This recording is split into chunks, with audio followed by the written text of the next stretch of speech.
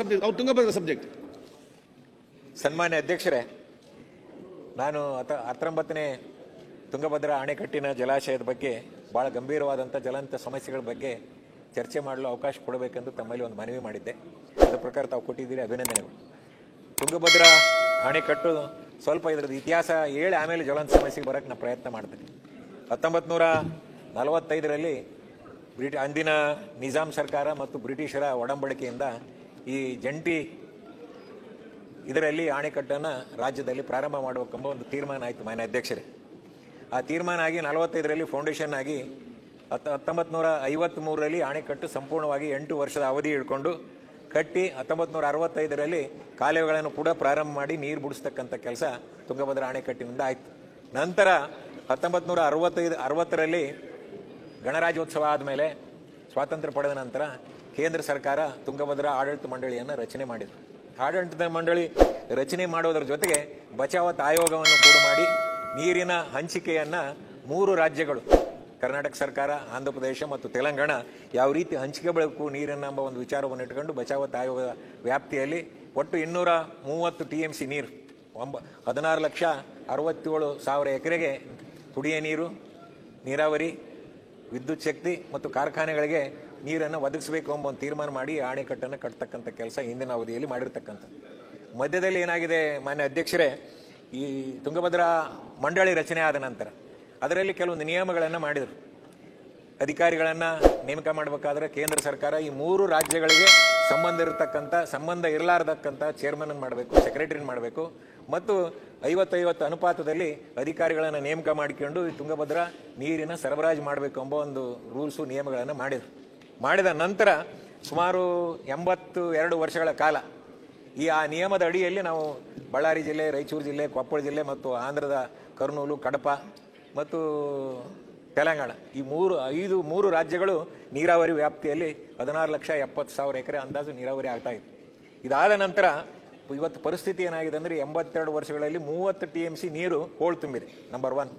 ಎರಡನೇದು 1170 ಸಿಬ್ಬಂದಿ ವರ್ಗದವ್ರನ್ನ ಪೋಸ್ಟ್ಗಳನ್ನು ಸ್ಯಾಂಕ್ಷನ್ ಮಾಡಿದ್ದು ಉಂಟು ಹಿಂದೆ. ಈಗ ಅದರಲ್ಲಿ ಒಂದು 30% ಮಾತ್ರ ಸಿಬ್ಬಂದಿಗಳಿದ್ದಾರೆ, 70% ಅಲ್ಲಿ ಸಿಬ್ಬಂದಿಗಳೇ ಇಲ್ಲ.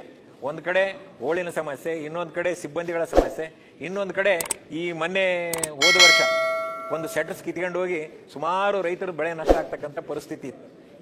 ಈ ವರ್ಷವೂ ಕೂಡ ಅದೇ ಪರಿಸ್ಥಿತಿ ಇವತ್ತು ನಮ್ಮ ಮುಂದೆ ಎದ್ದು ಕಾಣಿಸ್ತಾ ಇದೆ. ಈಗ ತುಂಗಭದ್ರಾ ಆಡಳಿತ ಮಂಡಳಿ ಬೋರ್ಡ್ ಏನಿದೆ, ನಮ್ಮ ಕಾರ್ಯದರ್ಶಿಗಳೊಬ್ಬರು ಮೆಂಬರ್ ಇರ್ತಾರೆ, ತೆಲಂಗಾಣದವರೊಬ್ಬರು ಕಾರ್ಯದರ್ಶಿಗಳು ಮೆಂಬರ್ ಇರ್ತಾರೆ ಮತ್ತು ಆಂಧ್ರ ಪ್ರದೇಶದ ಕಾರ್ಯದರ್ಶಿಗಳು ಮೆಂಬರ್ ಇರ್ತಾರೆ, 2 ಚೇರ್ಮನ್ ಇರ್ತಾರೆ. ಉಳಿದಿರ್ತಕ್ಕಂಥವರೆಲ್ಲರೂ 50-50 ಬೇಸಿಸ್ನಲ್ಲಿ ಸಿಬ್ಬಂದಿ ವರ್ಗದವರು ಇರ್ತಾರೆ. ಇವತ್ತು ಪರಿಸ್ಥಿತಿ ಏನಾಗಿದೆ ಅಂದರೆ ನೀರು ಹರಿದು ಸಾಕಷ್ಟು ಏರಳವಾಗಿ ಡ್ಯಾಮಿನಿಂದ ಆಂಧ್ರಕ್ಕೆ ಹೋಗ್ತಾ ಇದೆ. ಆದರೆ ಆ ನೀರನ್ನು ತುಂಗಭದ್ರಾ ಬೋರ್ಡ್ನವ್ರು ನಿರ್ಧಾರ ಮಾಡಿ 80 TMCಗೆ ನೀರು ನಿಲ್ಗಡೆ ಮಾಡಬೇಕು, ಮಾಡಿ ಮುಂದಿನ ನೀರನ್ನು ಕೊಡಬೇಕು ಒಂದು ಸುಗ್ಗಿ ಬೆಳೆಗೆ ಎಂಬ ವಿಚಾರವನ್ನು ಇಟ್ಕೊಂಡು ಇವತ್ತು ತೀರ್ಮಾನವನ್ನು ಮಾಡಿದ್ದಾರೆ. ಬಟ್ ನಮ್ಮ ರಾಜ್ಯ ಸರ್ಕಾರ ಇವತ್ತು ರೈತರು ಗೊಂದಲದಲ್ಲಿದ್ದಾರೆ. ನಾವು ಪ್ರತಿ ವರ್ಷ 2 ಬೆಳೆಗಳನ್ನು ಬೆಳಿತೀವಿ, 2 ಸುಗ್ಗಿ ಬೆಳೆ ಬೇರೆ, ಹಿಂಗಾರಿ ಬೇರೆ, ಮುಂಗಾರಿ ಬೇರೆ.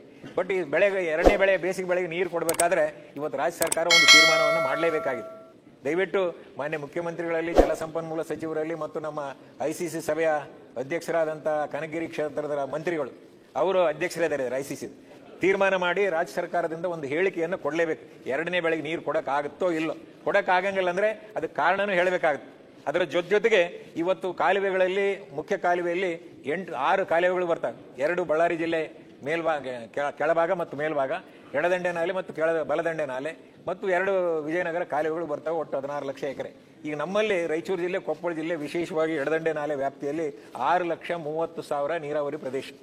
ಈ 6,30,000 ನೀರಾವರಿ ಪ್ರದೇಶಕ್ಕೆ ಸುಮಾರು 92 TMC ನೀರು ನಿಗದಿ ಮಾಡಿರ್ತಾರೆ 2 ಬೆಳೆಗೆ.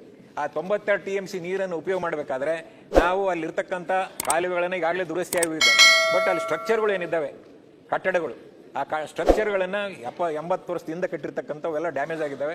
ಅವನ್ನೆಲ್ಲ ಯಾಕಂದ್ರೆ ಈಗ 6 ತಿಂಗಳಿಂದ 8 ತಿಂಗಳು ನೀರು ಬೇಸಿಗೆ ಬೆಳೆ ಕೊಡಂಗಿಲ್ಲ ಅಂದರೆ ಕಾಲುವೆಯಲ್ಲಿ ನೀರು ಇರಂಗಿಲ್ಲ. ಅಂಥ ಸಂದರ್ಭದಲ್ಲಿ ರಾಜ್ಯ ಸರ್ಕಾರ ಒಂದು 500 ಕೋಟಿಯೋ 1000 ಕೋಟಿಯೋ ಹಣವನ್ನು ನಿಗದಿ ಮಾಡಿ ಆ ಸ್ಟ್ರಕ್ಚರ್ಗಳನ್ನು, ಹೊಸ ಸ್ಟ್ರಕ್ಚರ್ಗಳನ್ನು ಮಾಡಿದರೆ ಇನ್ನೂ ಒಂದು 20-30 ವರ್ಷ ಆ ಕಾಲುವೆಯಲ್ಲಿ ನೀರು ಹರಿಸ್ಬೋದು. ನಮ್ಮ 3ನೇ ವಿಚಾರ. ಇನ್ನು 4ನೇ ವಿಚಾರ, ಅದು 30 TMC ನೀರೇನು ಹೋಳು ತುಂಬಿದೆ, ಅದಕ್ಕೆ ನವಲಿ ಜಲಾಶಯಕ್ಕೆ ಒಂದು DPR ಅನ್ನು ಹಿಂದಿನ ಸರ್ಕಾರದಲ್ಲಿ ಮಾಡಿದ್ದುಂಟು.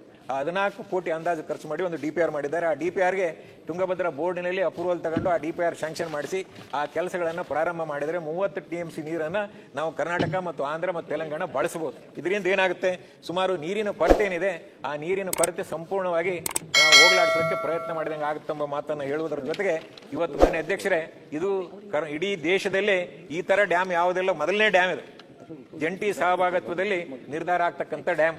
ಇದಕ್ಕೆ ಆಂಧ್ರದವರು ಸಮ್ಮತಿ ಬೇಕು, ತೆಲಂಗಾಣದವರು ಸಮ್ಮತಿ ಬೇಕು ಮತ್ತು ಕರ್ನಾಟಕದವರು ಸಮ್ಮತಿ ಬೇಕು. ತುಂಗಭದ್ರಾ ಬೋರ್ಡ್ನಲ್ಲಿ ಯಾವುದೇ ಕೆಲಸ ಆಗ್ಬೇಕಾದ್ರೆ ಹೋದ ವರ್ಷ ಶಟರ್ ಕಿತ್ಕೊಂಡು ಹೋದಂಥ ಸಂದರ್ಭದಲ್ಲಿ ಮುಖ್ಯಮಂತ್ರಿಗಳು 2 ದಿವಸ ಬಿಟ್ಟು ಬರಲಿಲ್ಲ ಅಂದ್ರೆ ಒಂದು ವೇಳೆ ಸಂಪೂರ್ಣವಾಗಿ ನಾಶ ಆಗಿ ಹೋಗ್ತದೆ.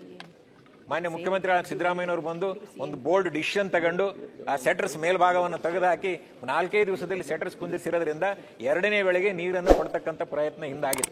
ಇವತ್ತು 33 ಗೇಟ್ಗಳಿಗೂ ಕೂಡ ಟೆಂಡರ್ ಅನ್ನು ಕರೆದಿದ್ದಾರೆ ರೀಪ್ಲೇಸ್ಮೆಂಟ್ ಮಾಡೋದ್ರ ಸಲುವಾಗಿ. ಆ ಟೆಂಡರ್ ಕರೆದು ಒಂದು ಗುಜರಾತ್ ಕಂಪನಿಗಾಗಿದೆ. ಅದ್ರ ಬಗ್ಗೆ ನಮ್ಮ ರಾಜ್ಯ ಸರ್ಕಾರ ಸ್ಪಷ್ಟವಾದ ನಿಲುವನ್ನು ತೆಗೆದುಕೊಂಡು ಆ ಕೆಲಸವನ್ನು ಮಾಡಿಸ್ಬೇಕು ಬೇಡೋ ಮುಂದಾಕ್ಬೇಕು. ಯಾಕಂದ್ರೆ ಈಗ ರೈತರ ಅಭಿಪ್ರಾಯ ಒಂದು ಬೇರೆ ಇರ್ತೈತೆ, ವ್ಯಾಪಾರಸ್ಥರ ಅಭಿಪ್ರಾಯ ಒಂದು ಬೇರೆ ಇರ್ತೈತೆ.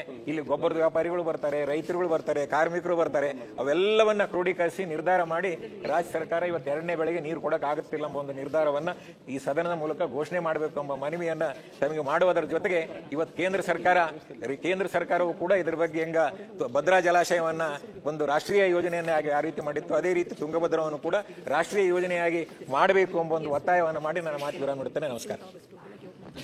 ನಿಮ್ದಕ್ಕೆ ಸಪರೇಟ್ ನನಗ 33 ಸೆಟರ್ಸ್ ಚೇಂಜ್ ಮಾಡ್ಬೇಕಂತೇಳಿ ಬೋರ್ಡ್ನವರು ತೀರ್ಮಾನ ಮಾಡಿ 80 TMC ರಿಸ್ಟ್ರಿಕ್ಟ್ ಆಗಿ ಈಗ ನಿರ್ಧಾರ ತಗೊಂಡು ಟೆಂಡರ್ ಕರೆದುಬಿಟ್ಟಿದ್ದಾರೆ.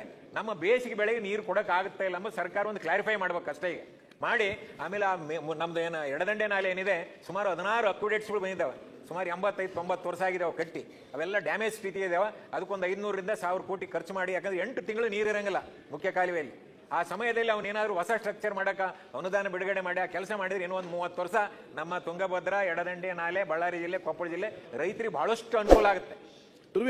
ಅದ್ರ ಬಗ್ಗೆ ಮಾನ್ಯ ಸಚಿವರು ಸ್ಪಷ್ಟವಾದ ಒಂದು ನಿಲುವನ್ನು ಪ್ರಕಟಣೆ ಮಾಡಬೇಕು.